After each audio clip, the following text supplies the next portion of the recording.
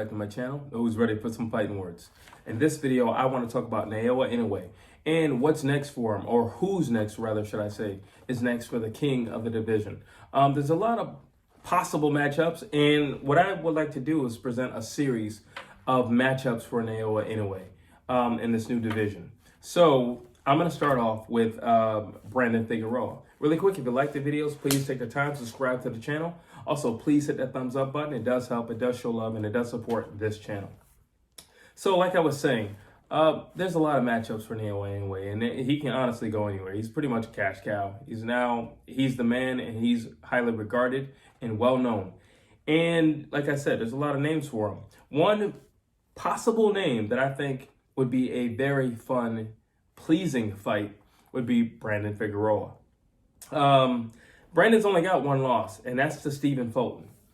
And there are many who would argue that Brandon Figueroa won that fight, and he was pressing to get the rematch because he truly believed that he won the fight. Even after the fight, there was an argument between him and Stephen Fulton, in which Stephen Fulton said he'd give him the rematch, but, you know, Naoya Inoue. So there you go.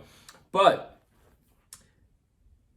let's look into this. Let's look into a possible matchup between Naoya Inoue and Brandon Figueroa. So let's see. Here's a little rundown on Brandon. He's tall. He's very lanky. Extremely durable. Heavy-handed. Also like Naoya Inoue. Brandon is the definition of a Mexican warrior. Like, the guy comes to fight, and he's laying it all down on the line, and he's willing to go to that place physically and mentally to win the fight. At no stage in a fight is Brandon ever going to stop fighting. At no stage. Brandon's a very busy fighter, especially with that jab, that lead jab. It's important.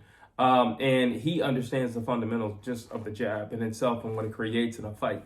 And Brandon is always flicking that thing out. He's a very busy fighter. At no point in the fight does he ever slow down. Like, he just continues to push forward and soldier through. Like I said, he's a blood and guts type of warrior. He's never going to stop fighting. He's never going to stop trying or believing in himself during the fight.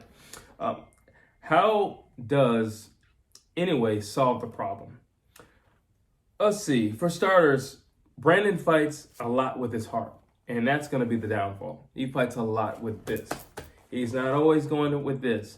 Brandon's fights tend to end up in brawls. It just kind of goes there.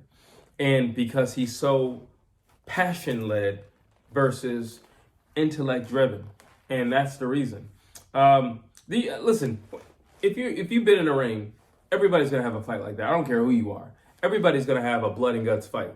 I'm not knocking Brandon for that, but I don't feel every fight needs to be that. I don't feel like every fight needs to be World War III. And Brandon Figueroa feels so. He feels every fight needs to be World War III. And I don't know how you get yourself there, but he does have skills. He has great fundamentals, but for some reason, he always finds himself in that same place. Let's see. Now, it won't be easy for Inoue. I do think Inoue will win, and it wouldn't be easy for him. For a few reasons. One, Brandon is tall. Two, Brandon is also heavy-handed. And three, Brandon is a busy fighter. But Brandon gets sloppier as the rounds go by. That's number one. Also, when you're fighting with heart, you're not necessarily thinking as much. It's just more instinct. That's really what it is. Why you look at it anyway, even in the deep rounds, he's still thinking, he's still computing, he's still transferring all these thoughts and what he needs to do next. So there's still something going on in his head. Even when the going gets tough, he's still putting things together in a very calculated and decisive way. While you look at it, Brandon Figueroa, he's not.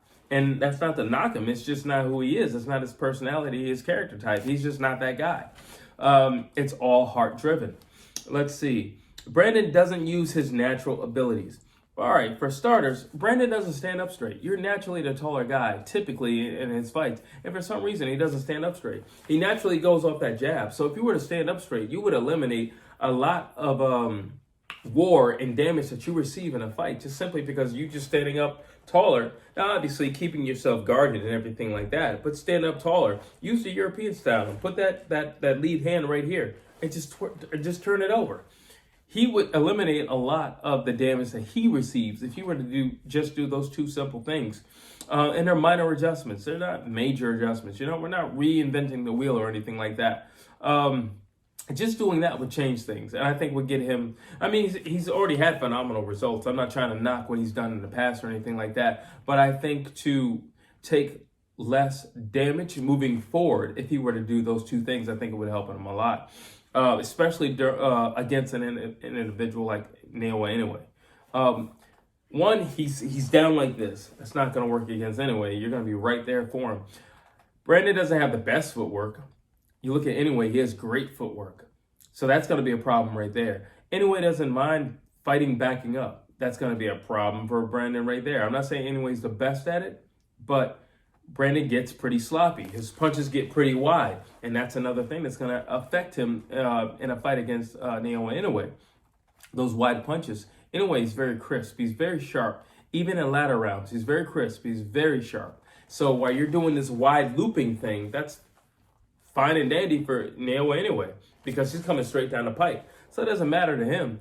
And in fact, you're giving him the opening that he's looking for. And here's a great thing about Naoya Inoue. He can lead and he can be led in the dance. So it doesn't matter. If he needs to take a back seat and just counterpunch all night, he has the skills to do that. If at any point in time where he sees that you are staggering or you are slower to the punch, then he can always take lead of the fight. While you look at Brandon Figueroa, he really only has one mode, and that is to lead. And if he's not leading, well, then he's brawling. And again, Naoya Inoue is no slouch. He can brawl. He's no slouch. He can fight on the inside. But I think staying on the outside, even though he's the shorter of the two, would still benefit him much, much more. Brandon Figueroa has shown in the past that, not to say, he was truly hurt or anything, but I can tell he doesn't like body shots. While Naoya Inoue is a wizard at body shots, especially when he's fighting at distance. He's very calculated and very clever with those body shots, and that would give him a lot of problems. Brandon is very, very predictable. He's a straightforward type of guy. Like I said, he's a blood and guts type of guy. You kind of know what he's going to do. He is a basic fighter, but when you match basic with work ethic, heart, and determination, basic turns into very difficult. Okay, very difficult to overcome, very difficult to match up with, and very difficult to bet against because he's not going to quit. It is what it is. Inoue would exploit Brandon's gutsy way of fighting. And like I said, he would just exploit that. He knows you're emotional. If he would just avoid you, that would, not to say it would rattle Brandon Figueroa's, his mind or anything like that, but I think it would frustrate him. I think Brandon Figueroa at some point in a fight wants to fight. And if Inoue doesn't give him that, and he gives him a straight up boxing lesson, it's going to look a lot like Felix Trinidad and Oscar De La Hoya, at least in the first rounds, where Oscar's just boxing Trinidad's head off, and he can't do anything about it. He can't find him. He can't match the speed. He can't even counter it. He can't do anything about it. This fight would look almost identical to that, where he's not going to be able to touch Inoue. He's not going to be able to match the speed and the combinations and the mixing of the combinations will be, I feel, too much for Brandon Figueroa. Let's see, what else do I have here? The speed of Inoue, the footwork of Inoue, the ring IQ of Inoue. Levels. Inoue has levels, and I'm talking championship mind thinking and championship fighting in deep rounds.